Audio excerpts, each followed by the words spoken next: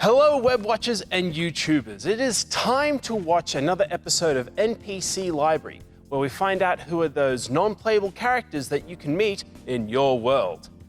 Now, I have to say it's been a fantastic ride and journey when it has come to this lovely Borderlands franchise. When I was going through my first playthrough of it in Borderlands 1, I was finding it very difficult to get a grasp on certain matters. Sometimes it was really loud and other matters were a bit too motion sickness for me. So I decided to take a step away from it. Then I decided to go and take another jump in with Borderlands 2 with my good cousin. It just goes to show that when it comes to opening vaults, it takes a loving type relationship. Something that I have learned whilst playing Borderlands 2, now I know many of you are playing Borderlands 3 right now, and so this is a little bit of a, get back to basics type situation. But when I was playing Borderlands 2, I had a bit of an emotional epiphany with one of the characters. So let's talk about Claptrap and why he means so much to me. Now I know a lot of you out there enjoy the lovely and daring bastard that is known as Handsome Jack. But to me, I thought of him as one hell of a type of character that is just manipulative, and I just couldn't get into him. But on the other hand, I found Claptrap to be really endearing because he tries his best to get the job done, no matter the cost. All we ever set out to do was become monstrously famous with minimal effort, but... So how does Claptrap relate to you guys, the Vault Hunters, in the Borderlands franchise? Claptrap, or CL4-TP, is the first one to welcome you to Firestone in Borderlands 1, Pandora in Borderlands 2, and to the Crimson Raiders in Borderlands 3. He may constantly appear to be chirpy and cheerful, but that is because his programmers made this his tone of voice.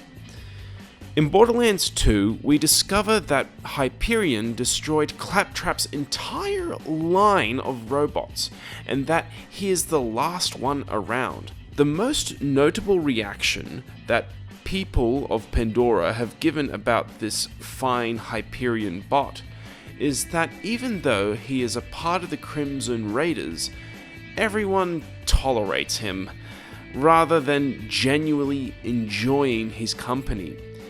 It's like Friend would be pushing it.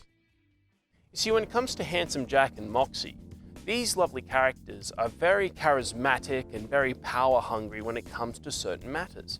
Now, yes, Claptrap can be power-hungry as well. I think there's a DLC about his own revolution. But then if you have a think about it, every time he tries to develop friendships or he tries to win favor of those around him, he seems to come up a little short. And I'm not just talking about his size. The thing is, for a lot of people like myself who are neurodivergent, we seem to have an issue of trying to socialize with those around us. And the main matter is that we have a problem with communication. I knew that when I was growing up, living in a small town, I had to move to a suburban type area. And when I got to a new high school, I tried to mingle in with my friends, or people who I thought were my friends. Every time I tried to ask them to hang out with me, they didn't want to.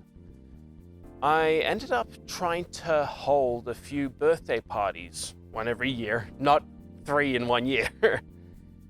And I thought, with the fact that I had some pretty awesome birthday parties when I was younger, and the fact that I could probably use this to engage with those around me, I thought I was in it for the win. And alas, only one friend came out. My good friend, well, I can't mention his name, so let's go with Marcus again, because I just love that name. Marcus came over and we had some fun. We played a lot of video games together, but When you face a lot of rejection whilst living as a neurodivergent person, it takes its toll on you. And it took its toll on me. I know we've went through a lot of downers when it comes to Borderlands, and I apologize for that, but these types of characters felt like they really needed to be discussed. You guys know that I'm a very charismatic and very awesome, successful autistic person today, but I also have an interesting history. So I promise with the next game series, we will go into some more of the awesome and positive characters that we have in the world today. You see, I have a theory about why Claptrap keeps calling you, the player, his minion. We did it, Minion! Minion? Minion! Give me 5! Oh, right. You've earned it! Now, when I was playing through Borderlands 2 and I had a look at a couple of the other games in the series, I noticed that when it came to Claptrap using the word friends, he only used it in the terminology where it came to his own kind.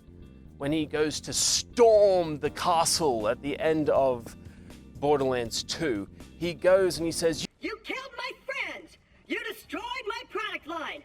I am the last Claptrap in existence!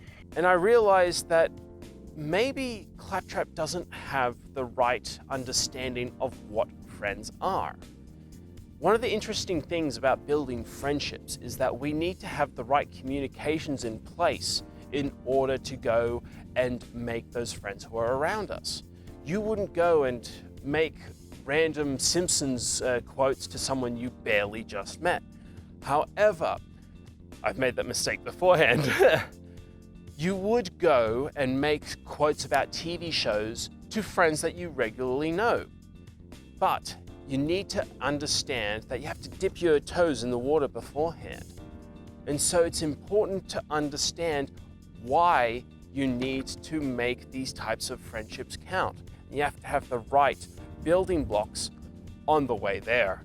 Now, when it comes to Claptrap, I believe that with my experience, my 10 years experience working in the autism field, I've met a wide variety of people who try to use the right words in order to display certain emotions, feelings, and representations of those around them. And so for me, my theory is that Claptrap is really meaning friend when he says minion. Claptrap is more than just some bot. He is a fantastic fighter and a person that is willing to do everything he can in order to get the job done, even if he cannot go upstairs. Stairs? No!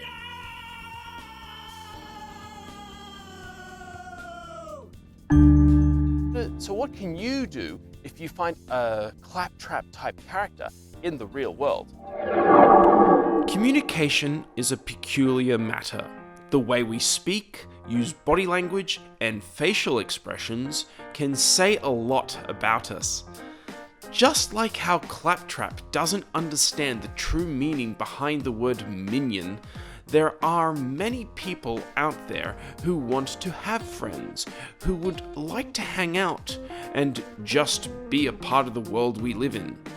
Unfortunately, there are overwhelming pressures from people to conform to their ways.